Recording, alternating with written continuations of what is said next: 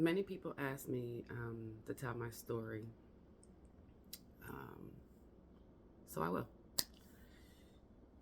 In 2009, September, I started nursing school. Well, I started my prereqs for nursing school.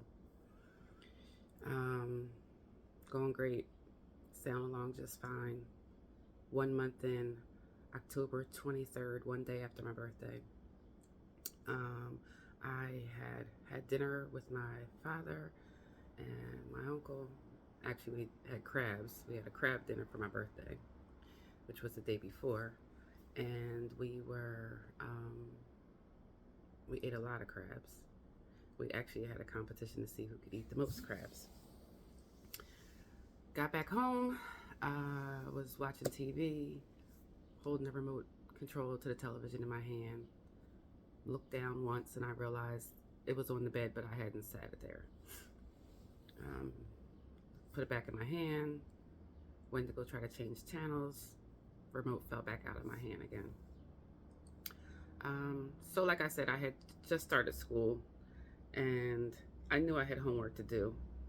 And a little backstory, a aunt of mine had a stroke many, many years before. She had a brain bleed and wound up in a pretty bad state afterwards. She had a lot of residual deficits following her stroke. So immediately I started thinking that, like, what if I have a brain bleed or something like that? Now, at this point, I was a home caregiver and I had cared for many people who had strokes.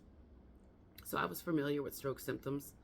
But I also thought at that time I was too young to have a stroke.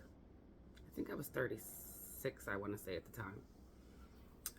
So I went into my daughter's room. I had a conversation with her, just tell her that I felt funny, different. And she kept asking me exactly what felt different, but I couldn't explain it. What I knew was that I had homework to work on. So my first thought was to go see if I could process, like if my thought process was still working. So I went into the living room. I sat down at the computer table. I attempted to start working on my homework, and immediately my right arm fell to the side, totally numb. So I knew I was in trouble. I went back to my daughter's room to try to alert her to call someone for help. She initially called my aunt, who asked to speak with me. But by the time I got on the phone with her, the only responses I could give were repeatedly, like that, like I couldn't process or formulate any words to say. So my daughter called 911. I was taken to the ER. Well, first of all, paramedics came and they treated me like trash because they felt as though probably I was just having a panic attack because I was too young to be having a stroke in their eyes. So they didn't want to assist me to the stretcher. They didn't want to assist me to the stretcher, mostly because my apartment was downstairs. I lived in a duplex and I was downstairs, so it would been a little hard for them to get me out and up the stairs to the next level to get me to the ambulance. At the time I had a very, very little short, feisty neighbor. Her name was Nicole. And she fought with them, explained over and over again that this was not normal for me, that there would be no reason I was having a panic attack, that I didn't suffer from any type of anxiety. And so they worked a little differently, got me to the stretcher, got me to the hospital. Now, you think to yourself, as medical professionals, they know that if in fact I am having a stroke, that I'm losing time because I'm not getting oxygen to my brain. But that was not their thought process. So they moved at their own pace. Again, I eventually got to the hospital where the triage department treated me like there was no emergency. And so they kind of put me to the side. Eventually, my cousin Michelle cussed and fussed and let them know that this was not normal for me, that she also is familiar with stroke symptoms and that she was concerned that I was having a stroke as well. I couldn't advocate for myself because I couldn't speak. I just kept doing a lot of this, like banging on my leg and trying to get people to pay attention to the fact that I knew something was wrong. I finally get taken back, seen by a telehealth provider who immediately thought the same, that I was having stroke symptoms. I was then rushed to Capitol Health in Trenton, at which time they attempted to do scans, but I'm claustrophobic, and so that took some time because I was trying to communicate to the staff members there that I needed something to help me if I was going to have an MRI. There was I won't use that word. There was a very, very, very good tech there that worked in the ER. She recognized why I was struggling and asked me if I was claustrophobic, and I let her know that I was. She relayed that to the team. They wound up getting me some medication so that I could then have the MRI. They did find that I had a clot that had traveled to my brain. And again, I was still unable to speak. I was hospitalized for several days. That same tech who, and bless her, man, that same tech who realized that I was struggling because I was claustrophobic and could not stand an MRI without medication, was the same tech who came to see me when I was struggling to get someone to take me to the bathroom. Every nurse that came into my room, or aide or tech or whoever they were, kept wanting to put me on a bedpan. At 36 years old, I did not want to go on a bedpan. I knew I was able to get up and go to the bathroom. I just needed someone to help me. So she helped me.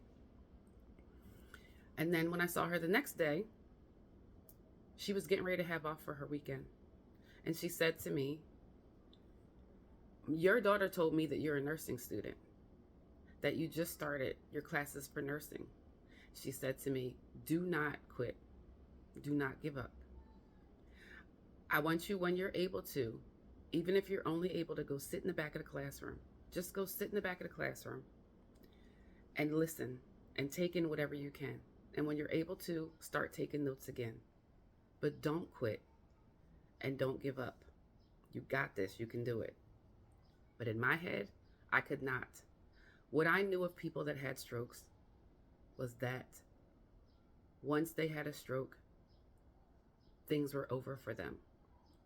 They wound up in nursing homes. They wound up with family taking care of them. They wound up unable to care for themselves or in limited ways. And that was my fear. And so I cried for days. And people would come to visit me, and I would not be able to communicate with them.